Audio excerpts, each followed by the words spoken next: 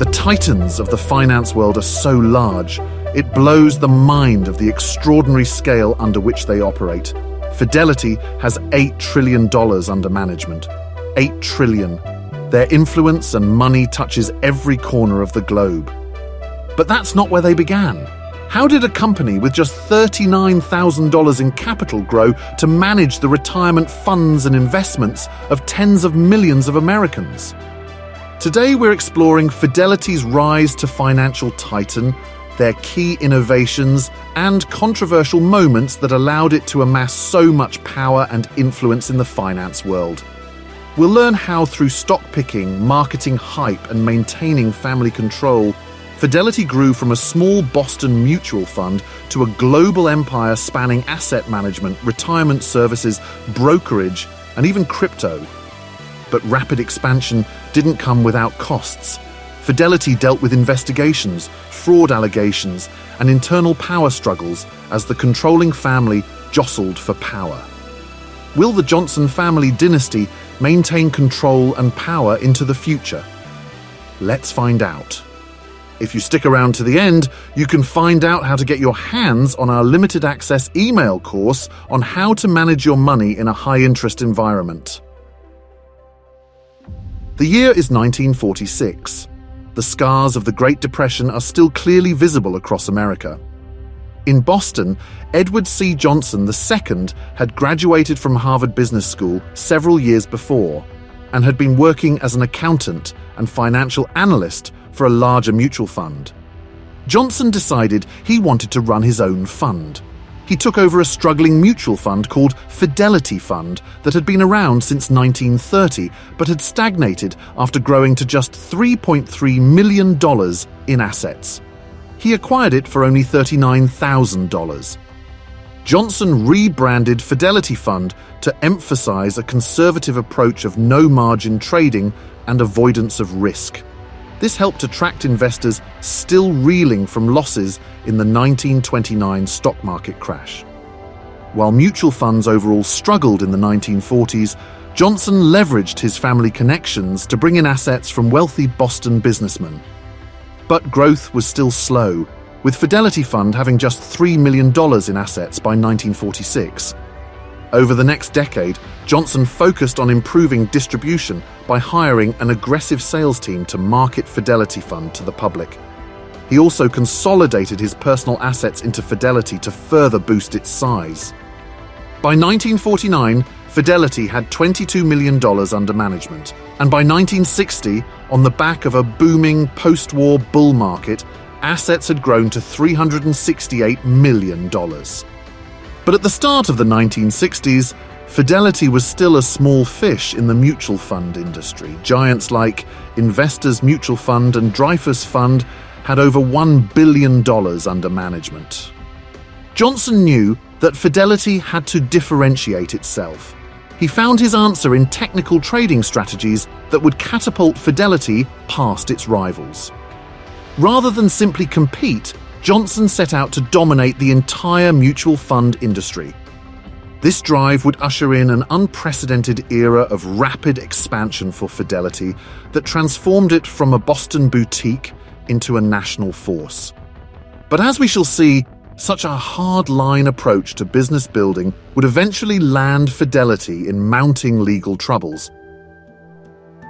In the 1960s, Fidelity was still small compared to the major mutual fund companies it aspired to be. It took the arrival of Edward Johnson's son Ned, who took over from his father in 1972, to change that. The key to standing out in the mutual fund world was superior stock picking. Johnson found his star stock picker in Peter Lynch, hiring him to manage the flagship Magellan Fund in 1977. Lynch's investing approach was revolutionary at the time.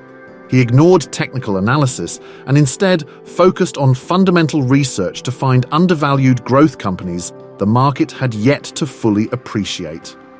Rather than sitting behind a desk, Lynch would personally visit hundreds of companies each year, from large chains to local mom-and-pop shops, to find investment ideas before anyone else. He was obsessed with getting an information edge. With this relentless work ethic, Lynch generated massive returns for Fidelity, averaging 29% annually throughout the 1980s and embarrassing almost every other fund manager. Magellan became the top-performing mutual fund, quickly attracting billions in new investor money. Fidelity rode Lynch's coattails, aggressively marketing Magellan's industry-crushing returns to attract assets. The company offered a dizzying array of new funds to cater to every investment niche like technology, healthcare, and aerospace. By 1990, assets under management had ballooned to over $200 billion. $13 billion alone was in Lynch's Magellan Fund. Fidelity had been propelled to the top echelons of the mutual fund world thanks to the success of its star stock picker. With Peter Lynch's brilliance at finding winning stocks early, Fidelity left its competitors in the dust and grew assets under management exponentially in just over a decade.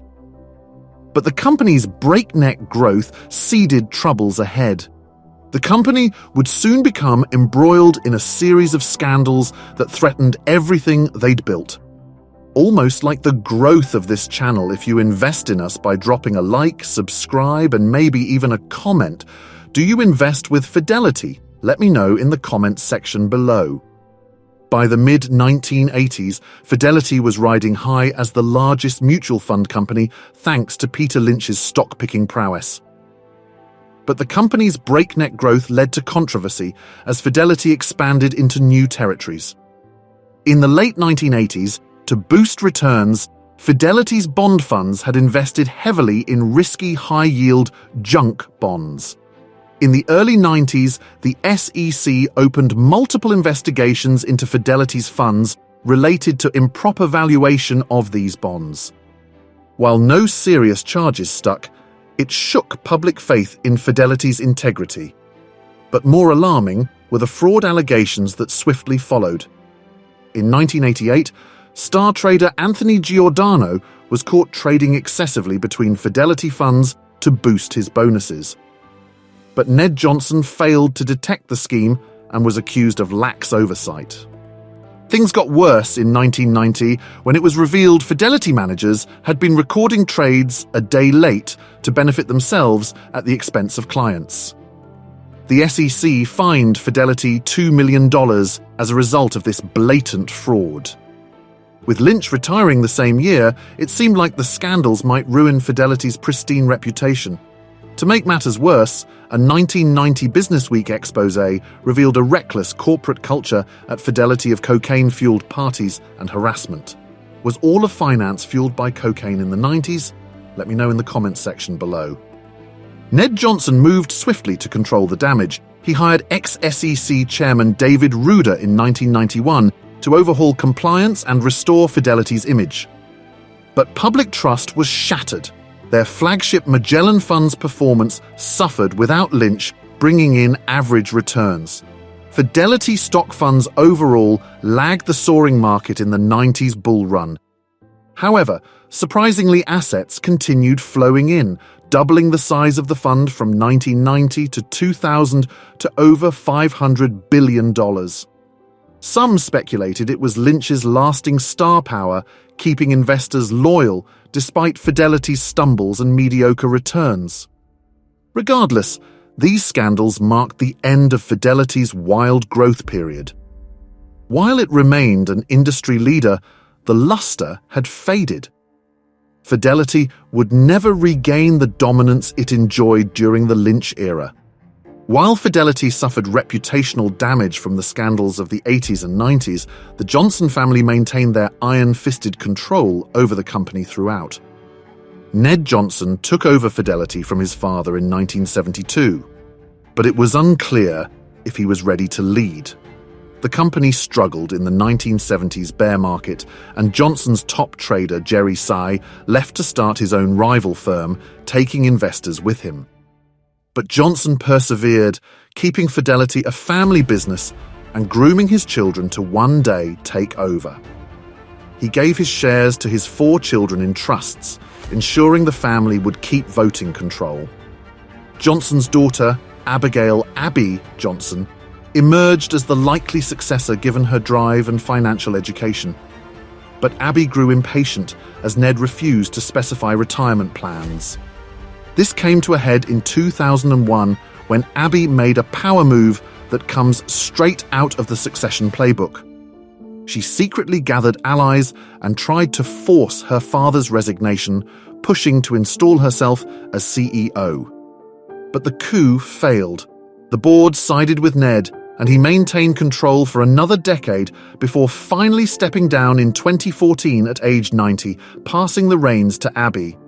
Clearly, an attempted coup was not enough to disqualify you from the family inheritance in the Johnson family. Ned Johnson's long rule exemplified how Fidelity has always been the Johnsons' personal empire to do as they please, for better or worse. The family owns 49% of the voting shares, leaving zero chance of Abby losing control given shareholder inertia. The board of trustees consists mostly of family and allies. This concentration of power has raised corporate governance concerns. The board is reluctant to rein in Abby despite middling fund performance and strategic missteps. Critics argue Fidelity needs more independent oversight to avoid repeating past mistakes, but Abby has resisted, wishing to maintain family dominance.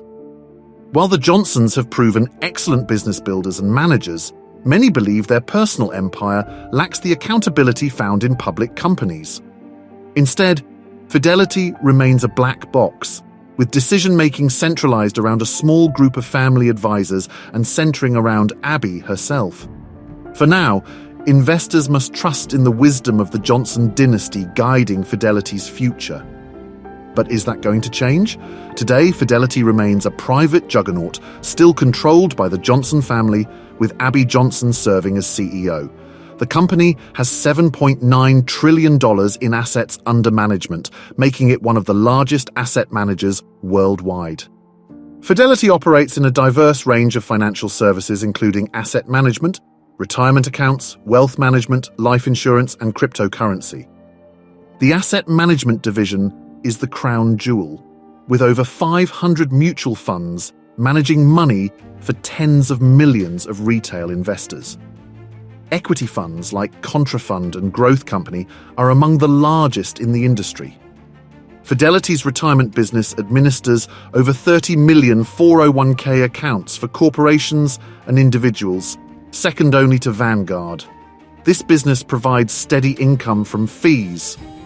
The firm also runs one of the largest discount brokerages with nearly 35 million clients. The zero-fee brokerage accounts appealed to millennial investors with the advent of similar brokerages like Robinhood. Internationally, Fidelity has a growing presence in Europe, Canada, and Asia, serving both institutions and retail investors in these markets. Abby Johnson has focused recently on expanding into new technologies. Fidelity began mining Bitcoin in 2015 to learn about cryptocurrency and launched a crypto asset subsidiary in 2018. However, core parts of Fidelity's business face challenges today. The shift from active to passive investing has hurt Fidelity's actively managed mutual funds, and rivals like Schwab and Robinhood are pressuring the brokerage arm. As a private company, succession concerns swirl regarding who will take over when 68-year-old Abby Johnson steps down. Will the family retain control, or will Fidelity finally go public? Either way, Fidelity has successfully transitioned to a digital-first financial services firm without losing its identity. With its immense scale and diversified business lines, Fidelity seems poised to remain a dominant force in finance. Whilst not maintaining the dominance it found in the late 70s and 80s, Fidelity is still a juggernaut in the finance industry. When it moves, the entire finance industry moves with it. In the 75-plus years since its founding, Fidelity has skillfully adapted and dominated new eras of the finance game, from mutual funds to 401ks to online brokerage. But the path here was marked by drama, scandals, and uncertainty. For all of Fidelity's innovations and smart pivots, the real constant has been the ironclad grip of the Johnson family on their empire. Through visionary leadership, cutthroat ambition, and sheer willpower, the Johnsons have maintained dynastic control over Fidelity's destiny. For now, Abby Johnson reigns supreme like her father and grandfather before her. But concentrated power has bred issues in the past. As we've seen, unchecked growth and lack of accountability can result in legal woes and fraudulent employees. While Fidelity looks steady under Abby's leadership, storm clouds loom. The core active management business is declining, and the end of the family's control seems inevitable at some point. The big question is, will Fidelity remain a Johnson family fiefdom or face pressures to reform governance? Will it remain private, or will stakeholders demand a public listing? Either way, Fidelity's journey has been remarkable, and most incredibly keeping it in the same family. Let me know your thoughts about Fidelity and the future of this financial empire in the comments below. As we mentioned at the start of the video, we've launched a limited-time offer of a high-value short email course on managing your money in a high-interest environment. If you pre-sign up for our newsletter, Market Moves in the description, we'll send you the course straight to your inbox. Thanks for watching. If you subscribed, we'll see you in the next one.